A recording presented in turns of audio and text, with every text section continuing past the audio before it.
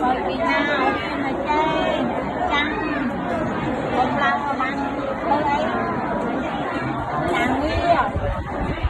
con đây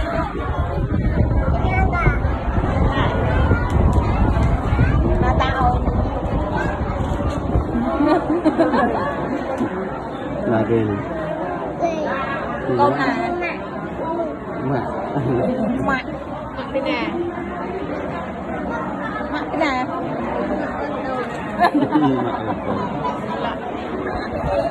mà